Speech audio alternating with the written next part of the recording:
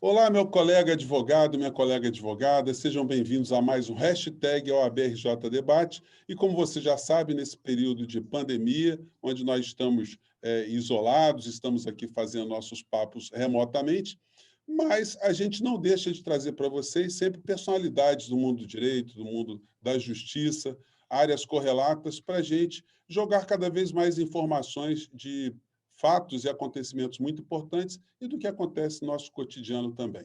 E hoje quem está conosco aqui é a doutora Silvana do Monte Moreira, ela que é presidente da Comissão de Direitos da Criança e do Adolescente da nossa OAB aqui do Rio de Janeiro, e também é secretária adjunta da Comissão de Defesa dos Direitos da Criança e do Adolescente do Conselho Federal da OAB e também conselheira da nossa OAB aqui do Rio de Janeiro. E também está conosco a doutora Glízia Brasil, ela que é psicóloga do Tribunal de Justiça aqui do Rio de Janeiro, é membro do Fórum de Família e Sucessões da Escola da Magistratura aqui do Rio de Janeiro e professora de Psicologia Aplicada ao Direito da PUC aqui do Rio de Janeiro e da Emerge. Muito obrigado por vocês terem aceitado o nosso convite. E eu queria começar aqui com a doutora Silvana. Doutora Silvana, o Brasil está muito chocado com mais um episódio.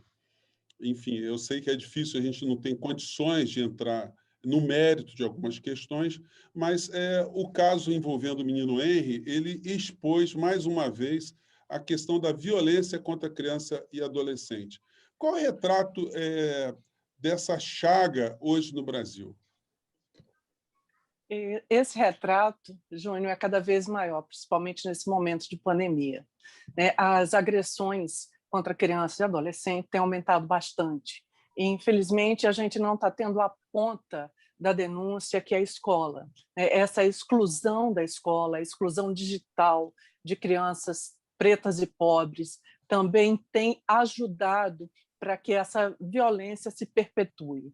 Casos que a gente não pode citar, mas nós temos as 3 crianças que desapareceram na Baixada Fluminense, nós temos aquela criança em São Paulo que ficou dentro do tonel, nós temos casos de assassinatos pelos próprios pais e cuidadores das crianças, e a gente precisa lembrar que o artigo 227 da Constituição nos coloca a todos como responsáveis por nossas crianças e adolescentes, que são sujeitos em especial estágio de desenvolvimento, e a gente não pode deixar de cumprir esse nosso papel. É papel do Estado, da comunidade e da família zelar por crianças e adolescentes no Brasil. Uhum. Doutora Glízia, o que acontece, hein? O ser humano está evoluindo, apesar da gente ter tanta informação, enfim, esse é um problema que a humanidade vai ter que conviver. Outras nações também têm esses problemas de agressões contra crianças e adolescentes? Sim, Júnior, na verdade, o ser humano não está evoluindo. Nós estamos podendo agora denunciar abusos e maus-tratos que sempre ocorreram.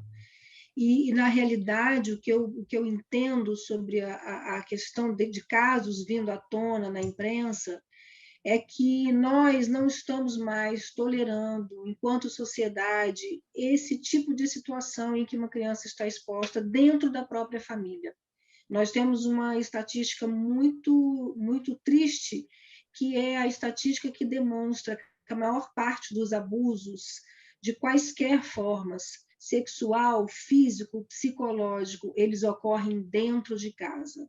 E isso não é porque o ser humano evoluiu, é porque as notícias estão chegando à rede de proteção, felizmente, aos conselhos tutelares, aos advogados, às delegacias, aos IML, aos hospitais, aos consultórios dos psicólogos, e, de alguma forma, isso está se tornando mais exposto. Uhum. Mas a questão de abusos contra a criança, isso remonta à nossa antiguidade, isso sempre existiu. A diferença, talvez, seja uma diferença da forma como se via a criança era um objeto dentro da casa, a criança não era tratada pelo Estado como um sujeito de direitos. E isso foi um avanço histórico, cultural. E daí, talvez, hoje, isso ser tão chocante, porque uma criança não pode ser violada nos seus direitos, porque ela é uma pessoa.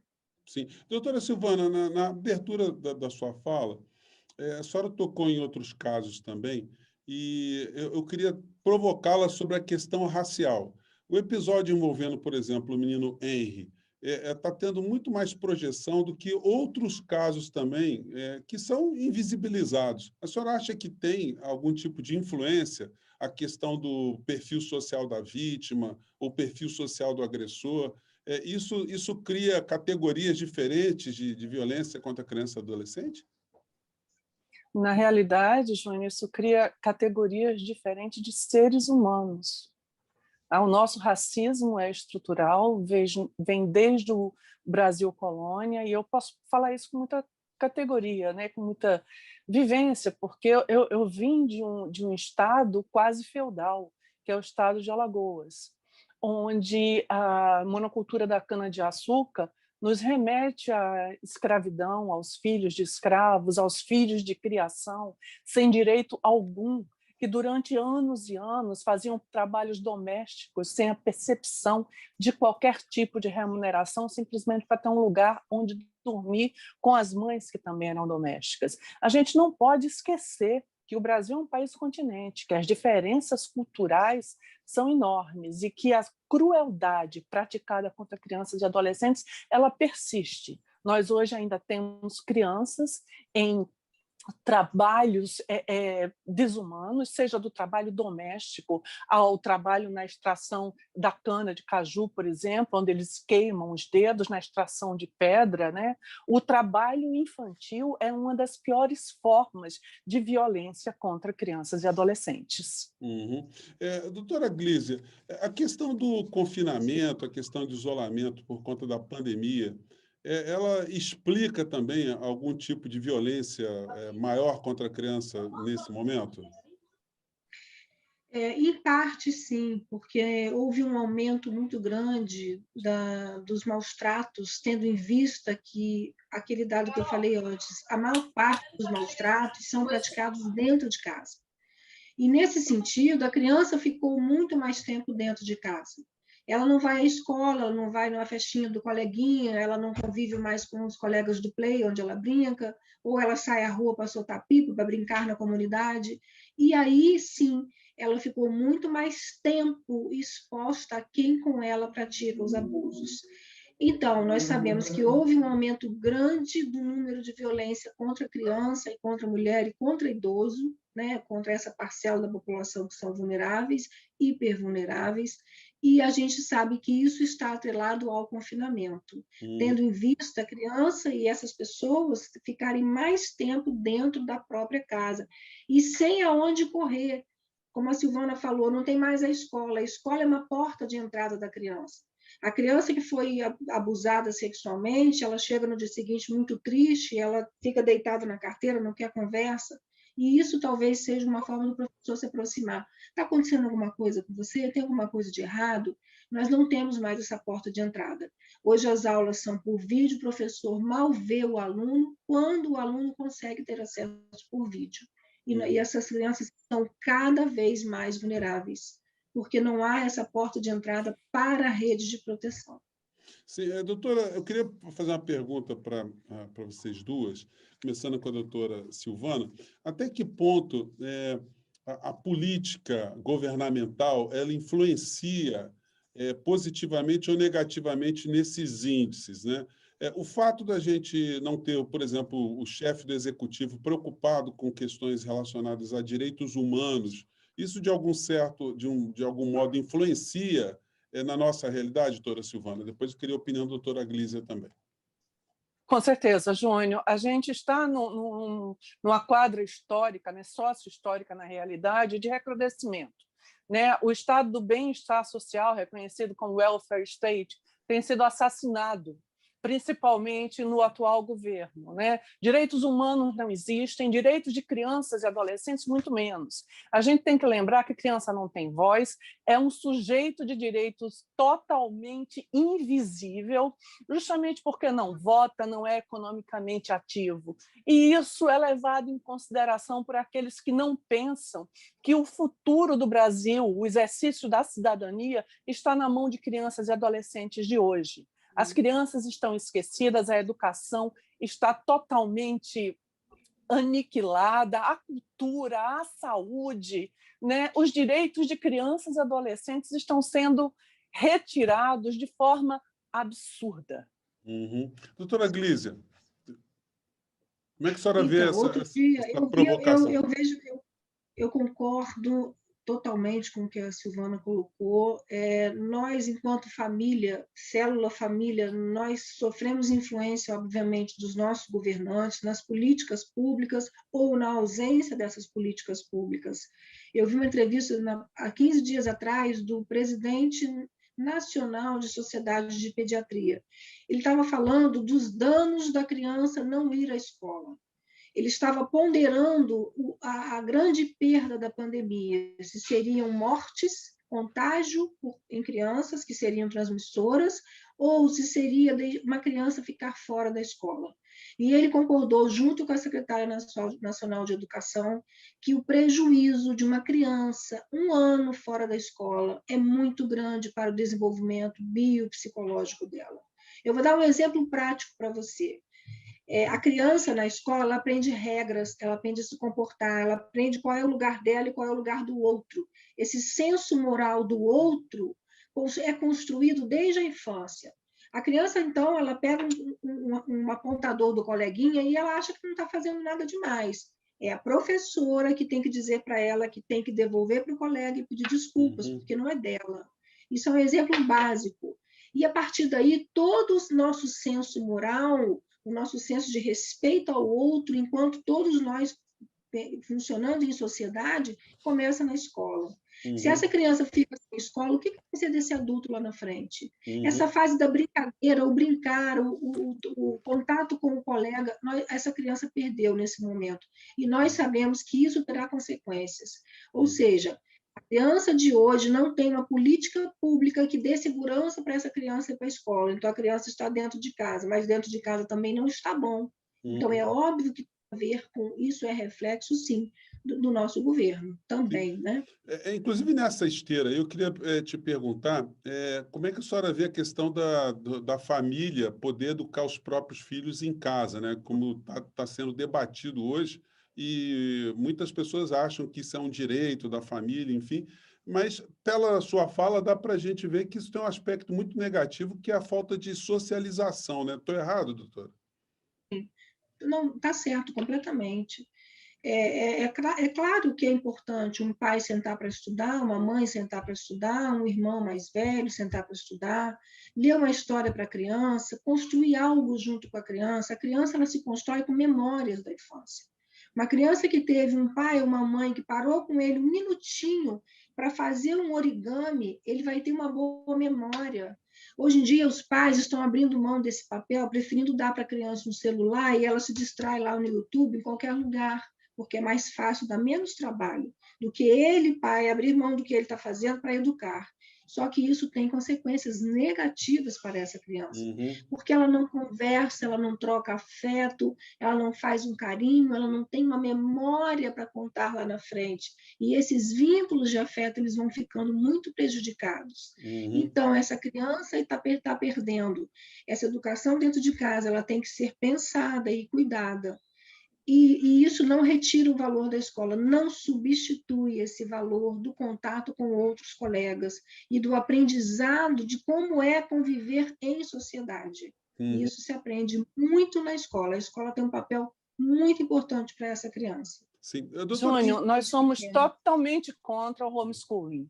Sim. O homeschooling, inclusive, retira da criança o cuidado do professor, do pedagogo, do psicopedagogo. A gente não pode esquecer que é através dessas pessoas, dessa ponta, que surgem as maiores denúncias para o Disque 100. Porque se a criança chega ao colégio machucada, chorosa, sem conseguir colocar a mãozinha nos órgãos genitais, ou mesmo colocando demais, ou segurando os órgãos genitais, pegando do coleguinha, isso já indica o abuso sexual, o abuso físico. Então, tirar a escola e manter essas crianças em homeschooling, confinadas, só prejudicará cada vez mais esse sujeito de direito que tem prioridade absoluta e que nesse país jamais teve e atualmente está tendo menos ainda. Sim. Doutora Silvana. Se você me permite complementar sim, a fala da Silvana, a gente não combinou a fala, né? Isso foi muito bacana, essa sintonia, né, Silvana? Que bom que você também tem esse pensamento, essa percepção. O que eu tenho visto do meu ciclo de amigos, de pessoas que eu converso, é que os pais estão acomodados em ter que acordar cedo, botar o filho para estudar, em ter que preparar uma merenda, em ter que levar para a escola. Muitas escolas já abriram para aulas presenciais, e eu ouço filhos de amigos dizendo assim: a minha filha não quer. Quantos anos tem mesmo a filha? 4, 5. Não, não quer? Mas não tem que querer. A criança de 4 e 5 tem que ir. E ela tem que acordar cedo, botar a criança para o colégio. Mas ela está confortável dessa forma. Então, a criança acorda a hora que quer e ela também. E aí fica esse suposto ensinamento que ela senta 15 minutos xingando o tempo todo, porque acha que isso é papel da professora, que porcaria de escola é essa que manda o dever para casa. E aí, na verdade, é esse ciclo vicioso. Não aprende, não ensina, e a criança continua dentro de casa e aí correndo e sujeita a esse ambiente o tempo inteiro dessa interferência dos adultos, né? Que é também uma outra coisa prejudicial para a criança. A criança gosta e necessita de criança, de quem brinque com ela, de quem fale a língua dela, da troca com criança. Isso é muito importante para o desenvolvimento.